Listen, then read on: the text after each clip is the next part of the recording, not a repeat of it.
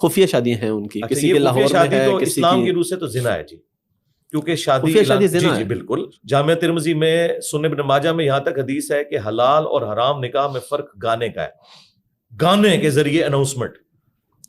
یعنی تو اب پراپر ایک اناؤنسمنٹ ہوئی ہوتی نہیں ہے، تو وہ چھپی دوستی تو اسلام میں حرام ہے، آپ صورت النساء پڑھ لیں نہیں، اگر نکاح کیا ہوا ہے پھر بھی حرام ہے۔ جی، چھپی دوستی ہے۔ میں اچھا ایک منٹ میں آج سوال اپنا ذرا پورا کر لوں کہ میں کئی ایسے لوگوں کو جانتا ہوں جنہوں نے پراپر نکاح کیا گواہان کی موجودگی میں، لیکن رجسٹرڈ نہیں کروایا ہوا، جی جی ڈاکومنٹیشن کوئی نہیں، وہ کہتے ہیں بھائی جی دیکھو زنا نکاح ہوا۔ ہے۔ حلال اور حرام نکاح میں گانے کا فرق ہے، جس میں گانا ہو وہ نکاح حلال ہے، جس میں نہ ہو حرام۔ کہ رسول اللہ صلی اللہ علیہ وآلہ وسلم نے ارشاد فرمایا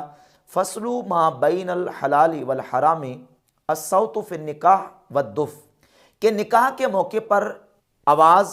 یعنی وہاں لفظ صوت موجود ہے، اور صوت کا ترجمہ محدثین نے یہ کیا ہے اعلان کرنا۔ نکاح کے موقع پر اعلان اور دف بجانا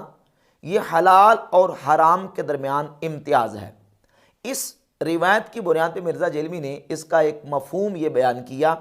کہ جس نکاح کے اندر دف نہ بجائی جائے اور گانا نہ گا جائے وہ نکاح حرام ہے، بلکہ اس کو زنا قرار دیا۔ ایک حوالہ بھی ایسا آپ نہیں دکھا سکتے کہ جس میں کسی امام، کسی محدث نے یہ کہا ہو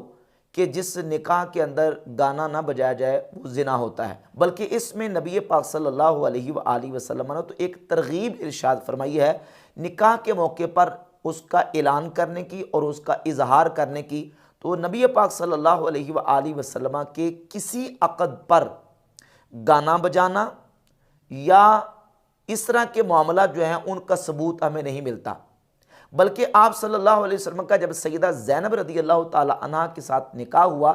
صحیح مسلم کی 3502 نمبر حدیث ہے، اور پھر رسول اللہ صلی اللہ علیہ وآلہ وسلم نے صبح صحابہ اکرام علیہ رضوان کو خبر دی اور صحابہ اکرام کو جمع کیا اور پھر ان کو کھانا کھلایا، ان کی دعوت فرمائی۔ یہاں نہ کوئی دف بجی نہ کوئی گانے بجائے گئے۔ صحیح بخاری کے اندر 2048 نمبر حدیث ہے، سیدنا عبد الرحمن ابن عوف رضی اللہ تعالیٰ عنہ صحابی رسول نے نکاح کیا، نبی پاک علیہ السلام کی بارگاہ اقدس میں آئے تو رسول اللہ صلی اللہ علیہ وسلم کی بارگاہ اقدس میں انہوں نے عرض کی کہ حضور میں نے نکاح کر لیا۔ اب انہوں نے وہاں کوئی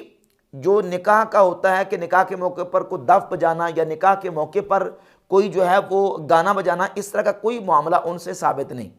نکاح کے ارکان میں سے گانا بجانا یا دف بجانا یہ رکن ہے ہی نہیں۔ نکاح کے دو رکن ہیں، ایجاب و قبول اور حضور شاہدین۔ اور یہ جو حدیث ہے کہ فصل ما بین الحلال والحرام الصوت فی النکاح والدف، یعنی نکاح میں آواز بلند کرنا اور دف بجانا یہ نکاح کے موقع پر حلال اور حرام کے درمیان امتیاز ہے، یہ فرق کرتا ہے۔ یعنی جب زنا ہوتا ہے تو زنا کو چھپا کر کیا جاتا ہے، تو نکاح میں ایک امتیاز پیدا کرنے کی ترغیب ارشاد فرمائی گئی کہ تم نکاح کے موقع پر اس کا اعلان اور اظہار کرو۔ ام المومنین سیدتنا عائشہ صدیقہ رضی اللہ تعالیٰ عنہ فرماتی ہیں کہ ہم نے ایک دلہن کو تیار کر کے ایک انصاری صحابی کے پاس بھیجا، تو نبی پاک صلی اللہ علیہ وآلہ وسلم نے اس موقع پر ارشاد فرمایا کہ تمہارے پاس کوئی لہو موجود نہیں تھا، یعنی تمہارے پاس کوئی اس طرح کا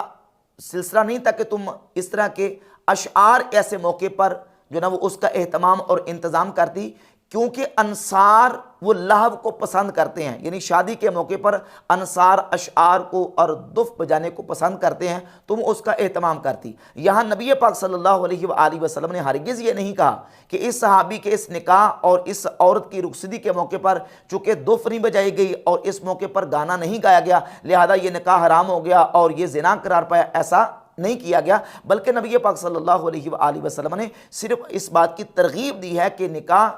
کے موقع پر اعلان کیا جائے